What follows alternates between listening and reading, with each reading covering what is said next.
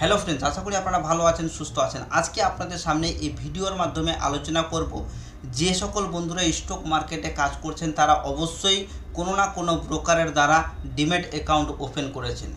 যদি আপনার সে ব্রোকার বন্ধ হয়ে যায় সেক্ষেত্রে আপনি কি করবেন। হতেই পারে যে কোনো কারণবশত সে ব্রোকার বন্ধ হয়ে গেছে। যদি আপনার ঠিকঠাক ব্রোকার যদি না থাকে সেক্ষেত্রে বন্ধ হয়ে যেতেও পারে। তো আজকের ভিডিওতে পুরো ডিটেলসে আলোচনা করব। যদি আপনার ব্রোকার, আপনার যে অ্যাকাউন্ট খুলেছেন যে ব্রোকারের কাছে, সেই ব্রোকার যদি বন্ধ হয়ে যায় বা পালিয়ে যায় সেক্ষেত্রে আপনার ডিম্যাট অ্যাকাউন্টের মধ্যে যে সকল স্টক ও টাকা ইনভেস্ট করা রয়েছে সেগুলো কি হতে পারে। তো অবশ্যই ভিডিওটা ধৈর্য সহকারে দেখবেন, কারণ একজন শেয়ার মার্কেটে যে ব্যক্তি কাজ করবে বা যে ব্যক্তি টাকা ইনভেস্ট করবে তাকে কিন্তু অবশ্যই জানা খুবই গুরুত্বপূর্ণ যে তার ব্রোকার যদি বন্ধ হয়ে যায় বা কোনো কারণবশত কিছু হয়ে যায় সেক্ষেত্রে সেই স্টকগুলি কী হতে পারে বা যে টাকা সে মিউচুয়াল ফান্ডে লাগিয়েছে সেই টাকাগুলোর কি হতে পারে। তো আজকের বিষয়টা হচ্ছে খুবই গভীর ও খুবই গুরুত্বপূর্ণ। প্রত্যেকটা শেয়ার মার্কেটে কাজ করা ব্যক্তিদের জেনে রাখা দরকার যে স্টক মার্কেটে কাজ করতে গেলে কোনো ব্রোকার সম্পর্কে জানার পরেই মার্কেটের মধ্যে ট্রেড করা বা ইনভেস্ট করা দরকার। তো আপনারা জানেন, হয়তো আপনাদের মনে হতে পারে যে ব্রোকার বন্ধ হয়ে গেলে আমাদের টাকাটা চলে যেতে পারে বা ডুবে যেতে পারে। সেটা কিন্তু সম্পূর্ণরূপে ভুল। দেখেন, কোনো ব্রোকারের দ্বারা আপনি যখন একটা ডিম্যাট অ্যাকাউন্ট ওপেন করেন, ঠিক আছে, যখন কোনো ব্রোকারের দ্বারা একটা ডিম্যাট অ্যাকাউন্ট ওপেন করেন তখন কিন্তু সেই ব্রোকার শুধুমাত্র আপনার ডিম্যাট অ্যাকাউন্ট খোলার জন্যই রয়েছে। বাকি আপনার যে সকল শেয়ার আপনি কিনেছেন বা হোল্ডিং করেছেন সেই শেয়ারগুলো রয়েছে সেবির কাছে, অর্থাৎ এনএসডিএল এবং সিডিএসএল বলে দুটি কোম্পানি রয়েছে। এই দুখানা কোম্পানির কাছে কিন্তু তাদের ডিটেলস থাকে। তো যে সকল ব্রোকারের দ্বারা আপনারা ডিম্যাট অ্যাকাউন্ট ওপেন করেছেন সেই ব্রোকারের দ্বারা কিন্তু তারা বিভিন্ন রকমের কাজ দিয়ে থাকে ব্রোকারদের। যে সকল শেয়ার কেনা বেচা হয় তারা কিন্তু ব্রোকারের দ্বারাই করে থাকে।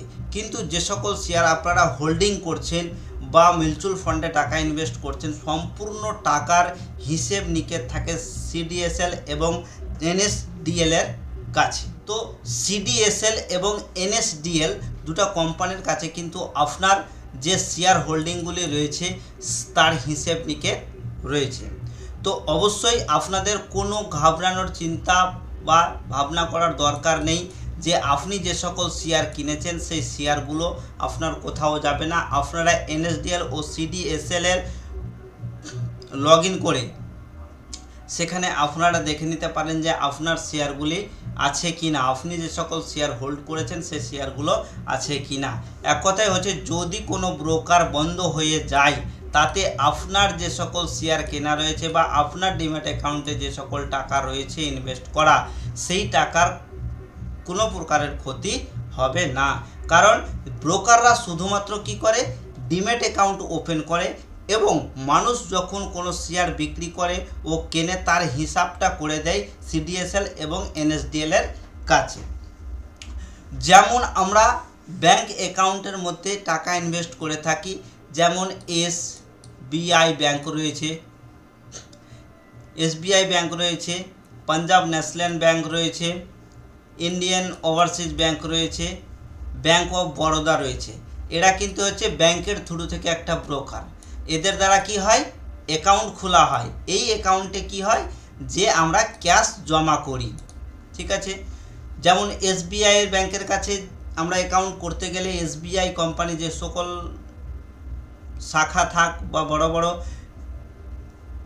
মেন অফিস থাক তারা কিন্তু এদের হিসাবটা করে আরবিআইকে দেয়। অর্থাৎ ব্যাংকের হেড যেমন হলো আরবিআই, ভারতীয় রিজার্ভ ব্যাংক, ঠিক সেরকমই একটা শেয়ারকে কেনা বেচা করার জন্য অবশ্যই তাদেরও হেড রয়েছে এনএসডিএল এবং সিডিএসএল বলে দুটি কোম্পানি। তো ঠিক সেরকমই একটা শেয়ারকে কেনা বা বেচা করার জন্য যে সকল ব্রোকাররা কাজ করে থাকে তাদের কিন্তু হিসাব দিতে হয় এনএসডিএল ও সিডিএসএল এর কাছে। তো ব্রোকাররা শুধুমাত্র ডিম্যাট অ্যাকাউন্ট ওপেন করে এবং যে সকল ডিম্যাট অ্যাকাউন্টের মধ্যে টাকা ট্রানজাকশান করে ট্রেডিং করা হয়, শেয়ার কেনাবেচা করা হয়, তার হিসেব নিকেট করে দিতে হয় সিডিএলের কাছে এই ব্রোকাররা। এবং ব্যাংকের ক্ষেত্রে যেমন হয়ে থাকে, যেমন SBI, Punjab national bank of Baroda, যতগুলো ব্যাংক রয়েছে তাদের মাধ্যমে আরবিআই দ্বারা একটা ব্যাংক অ্যাকাউন্ট তৈরি হয়, যে অ্যাকাউন্টের হিসেব দিতে হয় যার কাছে আপনি ব্যাংক অ্যাকাউন্ট খুলেছেন। যদি এসবিআইয়ের কাছে খুলে থাকেন তারা হিসাব দেবে, যদি পাঞ্জাব ন্যাশনালের কাছে তারা হিসাব দেবে, কিন্তু আপনার অ্যাকাউন্টে কত টাকা কি হচ্ছে অবশ্যই সেই টাকার হিসাব কিন্তু আরবিআইয়ের কাছে আছে। আরবিআই প্রত্যেকটা হিসাব কিন্তু রাখে। যদি আপনার এই এসবিআই পালিয়েও যায় তো তার যেটুকু সিকিউরিটি সেটা কিন্তু অবশ্যই ব্যাংক আপনাকে দিবে, ঠিক আছে, হিসাব মতো। সেরকম হচ্ছে এই শেয়ারের ক্ষেত্রে, শেয়ার দিয়ে থাকে ইউনিট হিসেবে। যতগুলো ইউনিট আপনার হবে শেয়ার কিনে, সেই ইউনিটটা কিন্তু আপনি পাবেন। যদি কোনো শেয়ার কেনেন তাহলে সেক্ষেত্রে শেয়ারের আপনারা যেটুকু প্রাপ্য লাভ লস আপনারা কিন্তু অবশ্যই পাবেন, সেক্ষেত্রে এই ব্যাংক অ্যাকাউন্টের মধ্যেও। তো যে সকল বন্ধুরা ভাবছিলেন যে শেয়ার মার্কেটের মধ্যে এসে আমি টাকা ইনভেস্ট করেছি কোনো ব্রোকারের দ্বারা, সেই ব্রোকার যদি বন্ধ হয়ে যায় তাহলে আমার কি হতে পারে, তো অবশ্যই আপনারা মনে রাখবেন, যদি আপনার অ্যাকাউন্ট ঠিকঠাক থাকে, ঠিকঠাকভাবে যদি আপনি সেখানে টাকা ইনভেস্ট করে থাকেন ও তার যদি ডিটেলস রেখে থাকেন, তাহলে অবশ্যই আপনার সেই শেয়ার হোল্ড বা মিউচুয়াল ফান্ডের টাকার হিসেব কিন্তু আপনার সিডিএসএল ও এনএসডিএল এর কাছে পেয়ে যাবেন। অবশ্যই আপনারা সেই জায়গাতে আপনারা কমপ্লেন করে আপনার যে সকল সমস্যা রয়েছে সমাধান পেয়ে যাবেন। যদি আপনারা কমেন্ট বক্সে কমেন্ট করে বলেন যে আপনারা কিভাবে সেই টাকাকে উইথড্রল করবেন, যদি আপনাদের কোনো কোম্পানি বন্ধ হয়ে যেতে থাকে ব্রোকার, তাহলে কিভাবে যদি আপনারা সেই অ্যাকাউন্ট থেকে টাকাটাকে উইথড্রল করবেন, আমি এর পরবর্তীতে ভিডিও আপলোড করে দেবো। তো অবশ্যই কমেন্ট চাই, কমেন্ট না হতে গেলে কিন্তু আমি বুঝতে পারবো না যে কতগুলো মানুষের টাকাটা হারিয়ে গেছে বা আপনারা পোর্টফোলিওতে দেখতে পাচ্ছেন না, এটা স্বাভাবিক হতেই পারে। কিন্তু কিছু কিছু কোম্পানি রয়েছে বা কিছু কিছু ব্রোকার রয়েছে যারা গভর্নমেন্ট দ্বারা প্রাপ্ত এবং তাদের কিন্তু কোনো রকমের সমস্যা হয় না। যেমন কয়েকটি আমি বলে দিচ্ছি, ধান, Angel one, grow, Zerodha, Upstox, এরা কিন্তু খুব ভালো একটা ব্রোকার, এদের কিন্তু কোনো সমস্যা হয়ে থাকে না। যারা নতুন নতুন ব্রোকার আসছে তাদের নিয়ে কিন্তু বলা সম্ভব হবে না, ঠিক আছে। তো আশা করি আজকের ভিডিওটাতে আপনারা বুঝতে পেরেছেন যে ব্রোকার যদি বন্ধ হয়েও যায় সেক্ষেত্রে আপনার পোর্টফোলিও বা আপনার ডিম্যাট অ্যাকাউন্টের যে টাকা বা শেয়ার রয়েছে তার কোনো ক্ষতি হবে না। তো যদি ভিডিওটা দেখে আপনাদের কোনো উপকার হয়ে থাকে তাহলে অবশ্যই ভিডিওটাকে লাইক এবং কমেন্ট অবশ্যই করবেন।